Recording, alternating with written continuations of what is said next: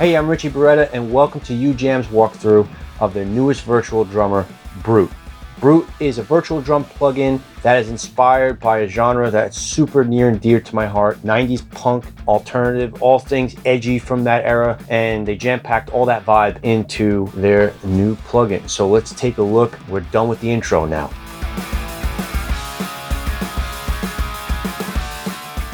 One of my favorite things about the Brute virtual drummer is the kit selection.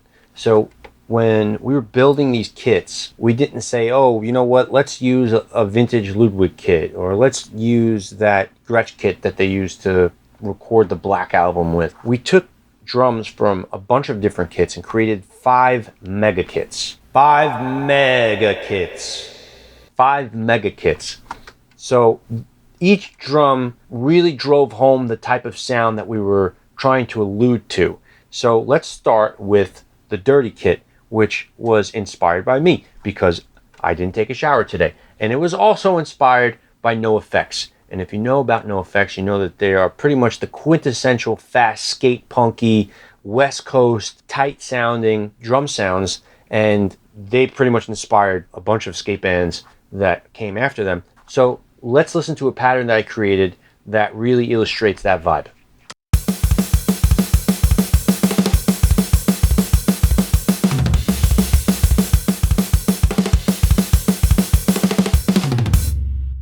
There you go, baby. Skate punk in all of its glory. Moving on, we got the Noble kit. Now, the Noble kit was inspired by that vintage Renaissance sound that was emerging in the late 90s. Bands like Jet, or bands like the Hives, the White Stripes. That's sort of like crackly, vintage, but really thick sound. And here's a pattern that illustrates that sort of vintage Renaissance vibe.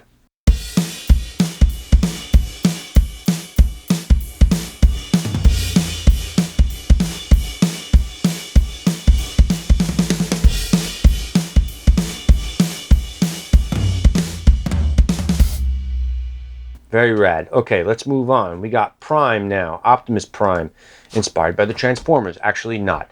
It is inspired by main stage rock. So we're talking about big radio rock bands like the Chili Peppers or Audioslave.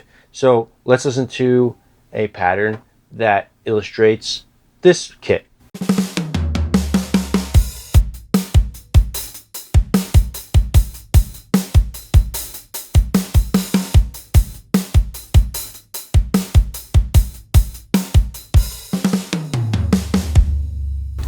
This is a great preset to start off with, in my opinion.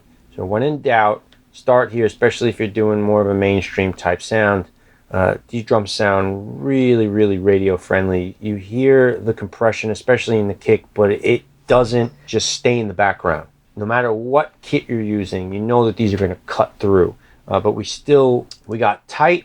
This could be a little bit controversial because we thought to ourselves, what would a 90s virtual drummer be without some new metal? This is like hip-hop inspired rock drums. So bands like Incubus, bands like the Deftones, Limp Bizkit, that's the band that shall not be named, but you know, what are you gonna do? We couldn't just omit this genre. The sounds are also really, really great too, so they will translate to other genres. But let's listen to a pattern that illustrates this type of vibe. Now wait a second. If you know, you know. Let's listen to that one more time.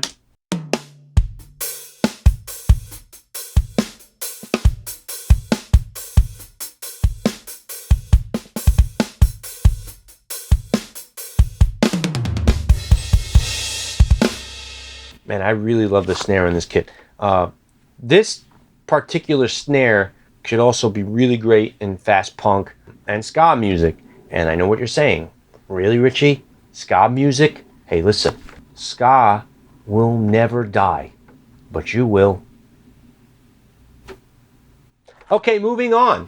We got the last but not least, Dark kit. Dark kit is inspired by that sort of mid-90s, late 90s stoner rock. Think of Queens of the Stone Age. So let's listen to a pattern that sort of illustrates this vibe. Woo, boy. Listen, your boy can program some drums, baby. Hold on, we got to do it again. We got to listen to it again. Let's do it one more time, my babies.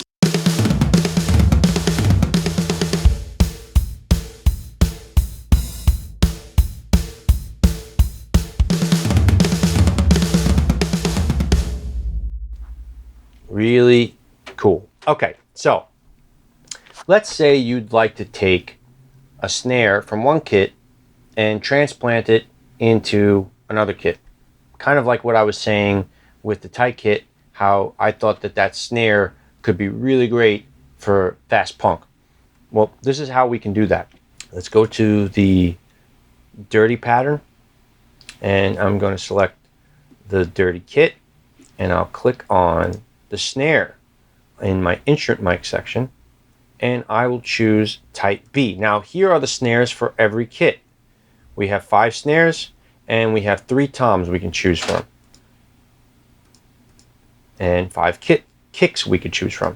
So I want to keep everything the same except for the snare, and I'll choose snare B because that is from the tight kit. And now let's listen to what that sounds like, and as it's playing I'll also scroll through some other snares so you can see how they change in the pattern.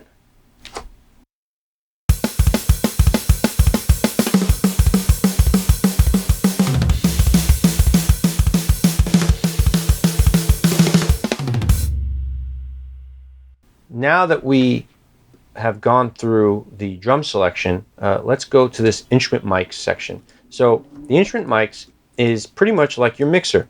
These faders here will control the volume of each drum in your kit, as well as the volume of the ambience mics. We have overheads and we have rooms.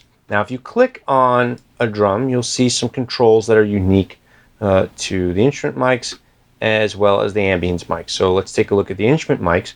We have decay, and decay is like your sustain, right?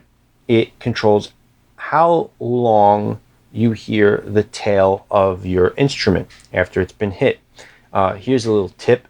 If you are programming drums for fast records, use a shorter decay, especially if there's a wall of guitars that the drums are competing with. The faster the decay, the greater the perception of the drums are going to be without getting in the way of your guitars, or the big wall of sound that you may have in a faster record. Now if you have a slower record, it may sound cooler to have a longer decay, and if you really want to get tricky, you can automate that decay. So let's say you have a fast record, but there's a part where there's a drum fill and there's no other instruments that are being played, so you want the perception of these loud, heavy drums that are being hit really hard, because of course if they're being hit really hard, the room is going to reverberate. So you can automate that decay to be longer in the quieter parts and then shorter in the louder parts in terms of the arrangement around the drums. So there's a little tip from me to you, because I am your only real friend, and that's what friends do, baby. We give each other drum tips. Now the next one is tune.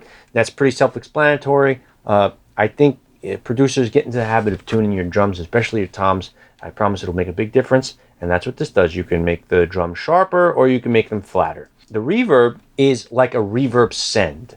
So this controls the amount of signal you want to send to Brute's reverb, and you could choose your reverb preset, either the one that comes with the kit, or you can mix and match, and I'll talk about that a little later.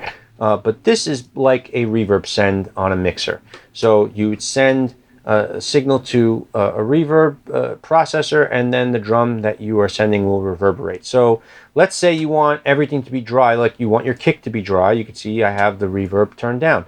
If you want the snare to reverberate but nothing else, then you could turn the reverb up. If you want your toms to reverberate but not as much as the snare, you can have it somewhere in between 0 and, what do I have it here? Negative 34 dB. Same thing goes for your hi-hats, rides, and crash. Now let's talk about the ambience mics.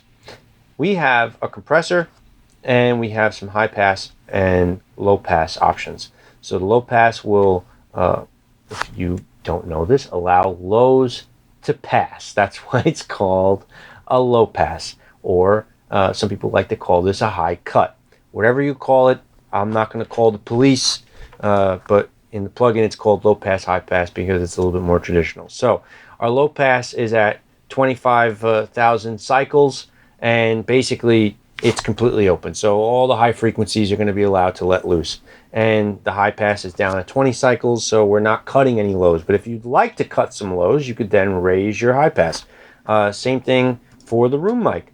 You could do a low pass room. This stuff can be automated for a production element. Now we have the output option for individual or master. This is really, really cool if you're finicky and you want to create your own drum mix. So what that means is you are then going to bypass Brute's mix bus and you can output each drum singularly. Brute comes with 18 outputs or 9 stereo pairs. So the master output is output 1 and 2. It's the default one. So meaning you're hearing everything through Brute's master bus. The kick drum output is output 3 and 4. The snare is output 5 and 6. The toms are 7 and 8. The hats 9 and 10. The rides 11 and 12. Crash 13, 14. Overheads 15, 16. Rooms 17 and 18. So you can output these separate drum mics into audio tracks in your DAW, and then you could do your own drum mix or even add your own processing to certain drums and pretend like you recorded a real drum. That's how I do it, and you get great results that way.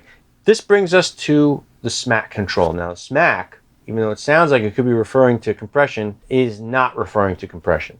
It's referring to the level of additional mics that were recorded when we were getting the sounds for Brute. These mics emphasize the transients in the drum. So instead of using a transient designer and making our drums sound like basketballs so they can cut through the mix, metal drummers, I'm talking to you, friends. Stop doing that. This is a better option. So we will raise this macro fader, right? And that not only raises it to the level of these additional microphones, but some compression and some EQ that's baked in under the hood that you don't have to mess with. Because remember, just like punk rock, you're going to get something good and fast. So you raise it up until your transients of your drums cut through your mix, or maybe, this is an element of sound design. Maybe you want drums that have sort of like a spiky edge to them. So let's see this in practice. I'm going to start with the smack fader all the way down. I'm going to raise it up, and we'll use, let's use the Prime kit as the example. So here we go.